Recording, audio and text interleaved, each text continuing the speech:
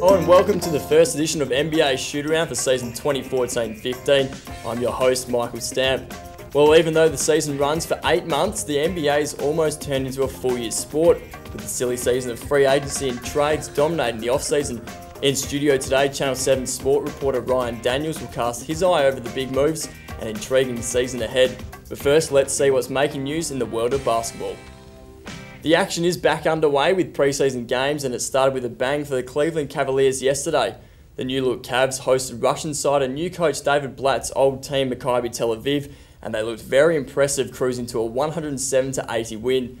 In what coach David Blatt described as a family affair, LeBron James registered 12 points, 4 rebounds and 4 assists in only 20 minutes of action. Fellow new recruit Kevin Love had 8 points and 11 boards in 23 minutes of game time, while young point guard Kyrie Irving top scored with 16 points and 5 assists. Although trade rumours continue to swirl around Boston Celtics point guard Rajon Rondo, general manager Danny Ainge seems to suggest a move is unlikely. The recent hand injury suffered by Rondo has put any potential trade talk on the back burner.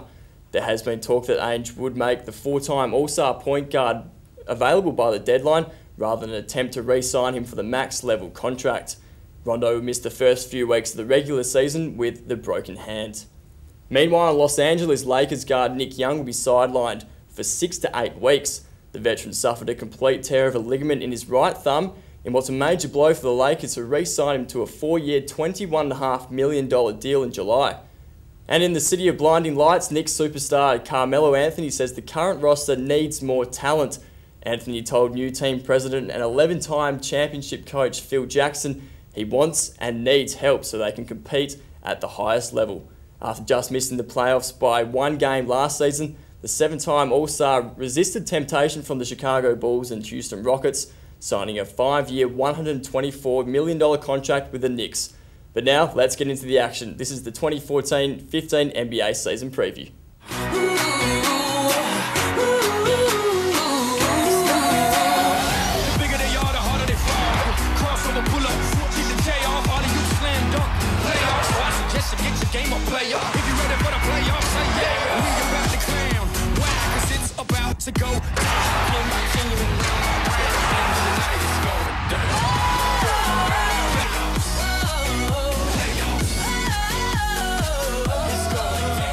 This is the 2014-15 NBA season preview. It's been a massive off-season in the NBA. Big names moving via free agency and trades, coaching moves and training camp just getting underway in the past week. One man who is all over the NBA is Channel 7 sports reporter Ryan Daniels. Ryan, it's great to be talking hoops again. Mate, it's so exciting. I've been counting it down day by day for about the last 25 days, so I could not be more pumped for this. About 22 days now? Yeah, 22 today. Yeah, well, we're counting, and we're counting very fast. Well, you can join in the conversation using the hashtag NBA Shootaround, and we'll get to those questions later on in the show. But after winning their 5th championship in the Greg Popovich, Tim Duncan era, the San Antonio Spurs will look to defend their championship, but will of course face stiff competition from a host of teams. Could there be a 2007 NBA Finals rematch between the Spurs and the new-look Cleveland Cavaliers after the King returned home in the off-season? Ryan, by far the biggest story of the off-season, wasn't it? Absolutely, and a good story. I mean, when LeBron left Cleveland last time and went to Miami, a lot of people jumped off the bandwagon. A lot of people had a lot of hate for LeBron, but this time it's completely different. It's the opposite. It is, and they're not burning those jerseys, are they? They're trying to get them back out of the gutters. And it's a lot of people sewing stitches up. Yeah, and it wasn't just LeBron who came back to Cleveland. It's Kevin Love, the Minnesota Timberwolves power forward in that blockbuster trade, wasn't it? LeBron's not only the MVP of the league, but he's now the best general manager of the league. This guy can make anything happen. Kevin Love, he knew that Kevin Love was going to be there when he decided to make the decision. He'd already signed that up. Kyrie Irving's there, of course, and he's got a couple other big names with him too. And of course, we just saw it there on the Cavs Media Day. They're pretty happy about it, aren't they? And they've got a massive starting 5 that just... It's scary to think about how teams will defend that team. Yeah, look, and the East isn't deep. So their bench isn't deep either, but their starting 5 is just about unbeatable. So you would think that would take the favouritism. Well, let's have a look at that starting 5 now. It's Kyrie Irving at the point guard with Dion Waiters. We expect him to be at the shooting guard position, and of course LeBron playing the LeBron position. There we go. Kevin Love at power forward, and Anderson Varejao will probably play the centre role, won't he? You would think so. There's some talk that Tristan Thompson might be the starter there, but I think in the end, Varejao is probably the safer option. He's played a lot of basketball with LeBron, so he knows how he plays as well. What sort of influence will LeBron have on this team? Oh, you couldn't even quantify. He's not only the best player in the NBA, apologies to Kevin Durant and Anthony Davis, but he is also a leader. He knows, he spreads the floor. He allows these guys to get their open looks. He will change everything about Cleveland. They're going to go from just an irrelevant non-finals team, non-playoff team last season to being a contender just because of one move. Well, of course, Miami Heat were a contender last season, and after 4 straight finals, LeBron is expecting to get back to that final stage. I ask more of myself than anybody could ever ask of me. So, yeah, my expectations are still high. And but I understand I'm more patient now than I were 4 years ago. Well, of course, in the off-season, the Cavs drafted Andrew Wiggins out of the University of Kansas, but he wasn't around for long, was he? No, it was a sad story. I mean, everyone kind of felt sorry for Andrew Wiggins. He's this young kid, a lot of talent, and he was in a bit of a holding pattern because of some contract stuff. He had to basically say that he wasn't sure where he was going to be, whether it be Cleveland or Minnesota or wherever. He just wanted a team. Now he's got a team. I'm pretty excited. This guy can play, and there's a lot of knocks to him about his shooting and that he's not maybe an alpha dog. But I think Andrew Wiggins is going to be just fine. And he's very athletic, and he was involved in that Minnesota Cavaliers trade for Kevin Love. And if we check at the Minnesota Timberwolves starting 5 out right now, it's really young and it's really athletic. Wiggins at the small forward position, Ricky Rubio at the point guard. They managed to get Thaddeus Young in that trade as well. Thaddeus Young, completely underrated player. This guy he's not an all-star and he probably never will be, but he's right on the cusp of that and playing for this. He's going to be the leader of this Minnesota team. Make no mistake, he's going to be the guy who takes them forward. They're not going to make the playoffs, but looking at that starting 5, they're going to be a phenomenally entertaining team to watch, just Ricky Rubio and Wiggins alone. And look, Wiggins may not even start to begin the season, but he'll be there by season's end. If you haven't got League Pass, buy it now and just check out the Minnesota Timberwolves. They will be the team to watch. And they've also got another former #1 pick on the bench, Anthony Bennett. Yeah, I mean, look at this. It's amazing how quickly a player can just drop off the radar. This time last year, he was a #1 pick going into a season. You know, contentious #1 pick, but still a #1 pick. And now he's an also-ran. He's just one of those guys that you think, well, if we can get something out of him, it'll be worthwhile. But it's amazing to see how far he's dropped. Maybe don't give up on him just yet. Now, the Cavs are probably the favourites to take out the East this year. Miami Heat, are we still expecting them to be up there and contend? Look, as I said before, the Heat, the Eastern Conference is terrible. So they're not going to fall completely out of the playoff race. They will probably be a 6 seed, maybe even a 5 seed. But you've got, after the Cavs and probably the Bulls, it's quite a big drop-off. Chris Bosh is still a good basketball player. Dwayne Wade may have something left in the tank. They made a couple of signings, Luol Deng, Danny Granger, Josh McRoberts. So they're not going to be horrible, but they're not going to be a title contender, but they'll make the playoffs. And the other team is the Indiana Pacers. I mean, the Eastern Conference Finals was the Pacers and Miami, and we might not even see the Pacers in the playoffs after that horrific Paul George injury. Just horrible. We talk so much in sport about premiership windows and championship windows, and everybody laughs it off saying, no, we'll be back next year. We'll be back. Things can change in an instant. You lose a free agent like Lance Stevenson, who, yeah, he was a bit of a hothead, but he was a very good player. And then Paul George goes down in that sickening injury, which is just, I hope people at home haven't actually watched it because it's quite terrible to look at. But losing those 2 guys basically makes them a borderline playoff team. And I'm only saying that because they've got other good veterans. If they didn't have the David Wests and the Roy Hibberts, then I would say that they're probably not even going to, they'd probably be in the lottery. So we're expecting Cleveland and Chicago to be in the East. But what about the West? It's open as usual again, and I'm really impressed by Dallas Mavericks off-season. Bringing in Tyson Chandler Parsons, Jameer Nelson from the Magic to run the point. It's a really good team they've got. Look at about 19 point guys. The Mavericks have just been in this weird spot for me for the last couple of years. They're not really good enough to contend for a title, but they're not giving in either. So going out and getting Parsons and Chandler, that was a big move. Like that's them sort of pushing all their chips into the middle of the table. Do they have enough to beat the Spurs, the Clippers and the Thunder? I don't think so. No. But could they be the 4th best team in the West? Absolutely. Absolutely. It's really open from that. Spurs and Thunder, the Clippers are there. Yep. The Grizzlies are there. You know, there's a lot of teams that are pushing the Rockets as well. Yeah. So it's going to be a really interesting season, as it always is. But the off-season was also about the coaching moves. There was an absolute merry-go-round. 9 different coaches taking the reins, both new and old. We see here Brooklyn, that was the real surprising one. Lionel Hollins taking over from Jason Kidd, who quit because he wanted a bigger role and went to the Bucks. He went to a much smaller team. Obviously, Brooklyn is a fairly big city in New York, and you'd think that he would be happy there, but obviously he didn't have enough power. There was a lot of talk that he wasn't the guy making all the shots when it came to basketball decisions. Now he has that in Milwaukee, so we'll see how he goes. I'm not sure he's got a better team, but he's got a young and exciting team, so we'll see how he goes. And one man is the Greek freak, Giannis Antetokounmpo. That's well done. Yeah, no, got it out pretty well then. But also, the other big move was Steve Kerr, leaving the commentary box, taking over the Golden State Warriors. Yeah. Questionable move, I think. Look, a lot of teams have been chasing Kerr for a while because he just screams coach. Because he's a smart dude. He played a lot of time in the NBA, won a lot of championships with the Chicago Bulls and a couple with the Spurs, I think, as well.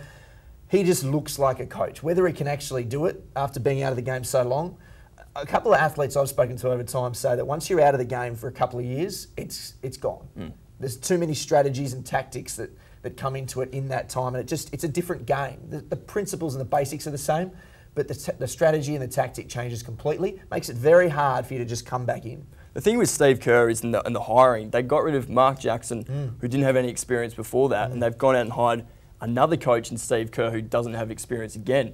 Now, with the point guard of Steph Curry, shooting guard of Klay Thompson, I think that was the real crucial part to hiring Steve Kerr. They want that guard focus, isn't it? Absolutely, and I think the problem with Jackson was that he wasn't really getting along with the hierarchy. I mean, he led them to 2 straight playoff appearances, and for Golden State, that is nothing to sneeze at because we know they've been horrible for quite a long time. It's interesting that they've gone and picked up another commentator, a guy who's very close friends with Mark Jackson as well. The whole thing is a little bit odd. It's almost like they're expecting it to just be a fairly smooth transition. You've got a guy who's not going to make a lot of waves in Steve Kerr, and I think they're just hoping to really just go under the radar a little bit and push towards that maybe a 5-6 seed. Now, the Detroit Pistons, they've had a few rough seasons. They've gone and got Stan Van Gundy. Really good hiring, and I think he's going to really work closely with Andre Drummond. He's a beast. He's a second-year player. Just gets double-doubles every single game. So I think that's real crucial hiring for Stan Van Gundy. Van Gundy's the guy who gets credited a lot with Dwight Howard's early success, and rightfully so. He was his coach, took him to the NBA Finals. Drummond is a very similar player to Dwight. He's got that athleticism, his free throw struggles are there, but everything else he's phenomenal at. He's going to be a great defender when he figures it out. The Pistons have made so many bad moves over the past decade that this is probably the first good one that they've actually made. So maybe it's a turning point. It's horrible, isn't it? They've sent out 4-year, $50 million contracts to guys who play on the bench, really. Charlie Villanueva, Ben Gordon, and they picked up Josh Smith when they didn't really need him. Brandon Jennings, they've overpaid for him. So there's a lot of decisions that they've made that have screwed it up. Van Gundy's not only the coach, he's also running the basketball decisions, which I think these days is pretty important. You need the coach choosing the players that he wants to coach. Yeah, and we often seen conflict with the GM and the coach. So if there's two, if one guy's doing the same job, a lot better for the team. Another big move over the off-season was Paul Pierce. Now, he spent 15 seasons with the Boston Celtics, got traded to Brooklyn Nets. Now he's gone to Washington. He's doing a tour. He's doing his goodbye tour. His farewell tour. Look, I never feel great about it when I see, the Patrick Ewings and the Hakeem Olajuwons and these guys move on to teams and play a year or 6 months or whatever it is with a team, and then. But you know what? These guys they've been around for a long time. They deserve to keep getting paid. They're great for the NBA to be around. Paul Pierce is going to do a lot for the Wizards. Ariza bails on them, their small forward. He comes in and he does everything that Ariza does and probably a little bit more. Bit better. So the Wizards haven't suffered at all. Paul Pierce is probably going to be happier than he was in Brooklyn. So it's kind of win-win. And with the backcourt of Bradley Beal and John Wall, it's a pretty good position to be in. And a bit of conflict with Dion Waiters over at the Cleveland Cavaliers. He thinks he's got a better backcourt than the Wizards. I don't know about that, Dion. You might have to get back onto the starting five to actually. Dion Waiters is he's one of those guys that's very worth following on Twitter if you're not doing it already. Retweets everything that's positive that anyone says about Dion Waiters, he retweets straight away, and his feed is basically a Dion Waiters love fest. Joel Embiid, the third pick in the 2014 NBA draft, you have to follow him on Twitter. He's the LeBron James of Twitter. He is awesome. Tweets at Beyonce, tweets at Rihanna. He's good. He's good talent. He'll land a big fish one day. And the other free agent signing was Lance Stevenson. Left Indiana for a big contract at Charlotte. They're a team to watch this season, aren't they? I was the guy years ago before the draft that was super, super high on Lance Stevenson. The Knicks had a pick pretty late in the draft. He's a New York guy. I did a lot of reading about him, and no one wanted to touch him because he was a hothead. And then I thought, well, if the Knicks can just get him and maybe turn him into something, he went under the radar, went to Indiana, barely played for 3 years. Now he's exploded onto the scene. Is he worth the money that they've paid him? Probably not. Probably not. Because he's nuts. He is. We know that he's nuts. He blows on LeBron's ear during the game. He does things like choking that. signs. He's a crazy dude. But what I do like is that Charlotte are actually making moves, and people want to go to the Hornets. You know, Michael Jordan struggled there for a long time, but they're actually making signings now, and it's actually making them interesting again. And you and I are a big fan of Kemba Walker at the point guard, aren't we? Yeah. We love him. And just missed a big shot. You love a guy that can just have the confidence to pull up from 15 foot, 20 foot, and nail that jumper in the dying second. So look out for Charlotte Hornets this season, not the Bobcats. Not the Bobcats. Not Thank the God Bobcats. that's over. That is a terrible name. Do not foul. Here's Kemba Walker. He got it. Kemba Walker always has a flair for the dramatic. With the 5th pick in the 2014 NBA Draft, the Utah Jazz select Dante Exum from Melbourne, Australia. What are the expectations for Dante Exum this season? I mean, he's come out number 5 pick, not much exposure to him over the past few years. He had a quiet FIBA World Championship. Is he going to get minutes, or is he just going to come out surprising everyone? I think he's going to come off the bench for starters. I think they'll start Trey Burke and then they'll start Alec Burks, the Burks boys. Yeah, it's confusing for commentators. It's very confusing. And I think Exum will play as the 3rd guard. So he's probably looking at somewhere between 20 and 25 minutes a game, which is fine for a rookie. He's extremely raw. Oh, he is. But what he does have is natural ability and incredible athleticism. The Jazz are going to suck. Don't make any bones about it. They're going to be terrible. They're going to be in the lottery again. So there will be plenty of times where he can play big minutes. If there's an injury to Burks or if they want to give him a start every now and then.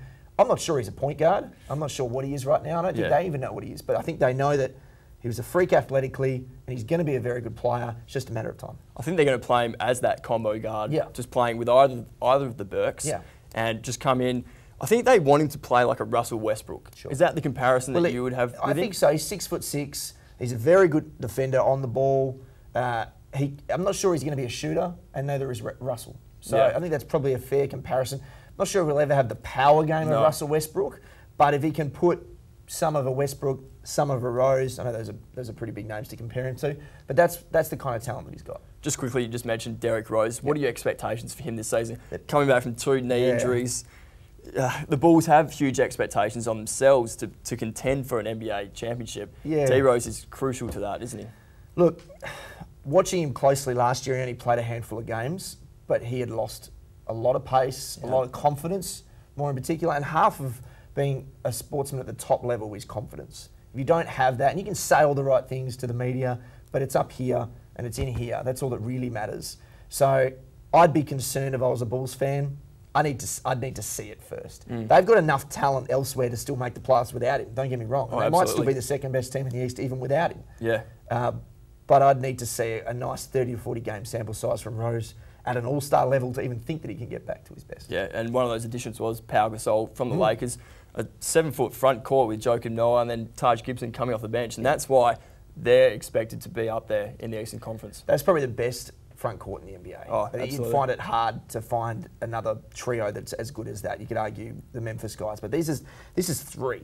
So anyone's having an off game, and they'll probably play 32 minutes each. If you divide the minutes up, those 3 guys are going to play big minutes. You don't even have a need for a 4th big guy. You've got quality all around. Pau's not a great defender, but the other 2 are exceptional defenders, and Pau's not completely terrible. No.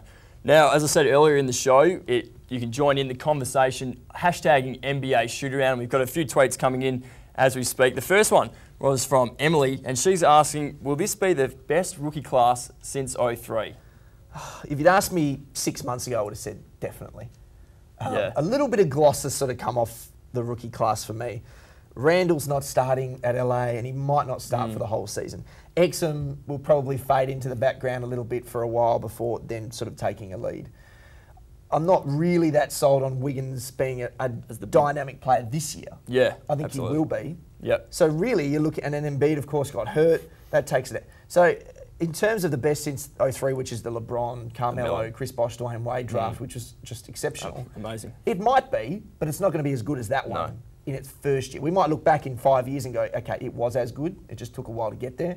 But this year's impact, maybe not so much. I guess the standout guy will be Jabari Parker out of Duke. Had a great season, one season at Duke, but he can play that small forward and even that power forward role. He can step outside, hit the three, and also go inside, go on the low post. He's a natural scorer. He's been compared a lot to someone like Grant Hill, both Dookies as well. And I think he'll be the guy who can have an immediate impact. And he's got an opportunity to play.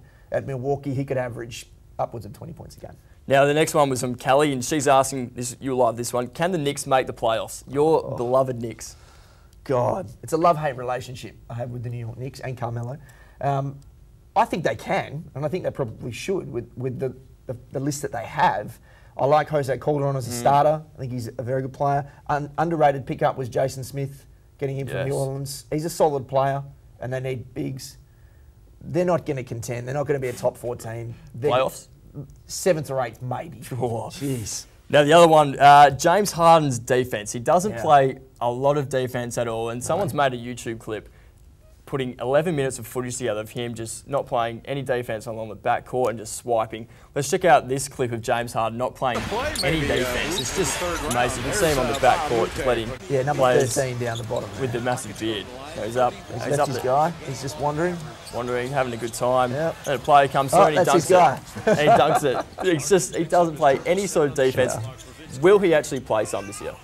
Look, I think in the past the problem with Harden has been that they've asked so much of him at Houston from an offensive standpoint. He does everything. He averages close to 6 assists. He's going to the line every second play. He's scoring upwards of 28, 29 points a game. He's knackered by the time he gets down to the defensive end. Now, that's not a huge excuse. Yeah. He could at least be a C defender. Right now, he's clearly an F. So I think if he can get to a C-, I think Houston would be stoked. And our last one was from Sean. He said, long-time fan, first-time tweeter. It's good getting the fans getting involved. Can the Heat still contend? We spoke about it earlier. We don't think they can, but their players will. As you said, I think we covered it earlier. No way can they be a contender. No. They've got to go through LeBron. They've got to go through Derrick Rose and the Bulls. Even the Charlotte Hornets. You know, there's teams like that are really going to be hard to beat for them. Yep. So I would say not a contender, but it wouldn't surprise me if they grabbed a 4 seed. Yeah, exactly. Well, opening night is Wednesday, the 29th of October. It's our morning for Australian fans. Yep. It's Orlando versus New Orleans. You'll be keeping a key eye on your man Anthony Davis, who actually joined us today on the desk down the front. Houston versus the Lakers and Dallas versus San Antonio in that rematch from the playoffs in the 2013-14 season. 22 days to the start. Ryan, thanks for your company today. Appreciate it. We'll see you next week. 22 days is too long. And we'll see you next week on the NBA Shootaround.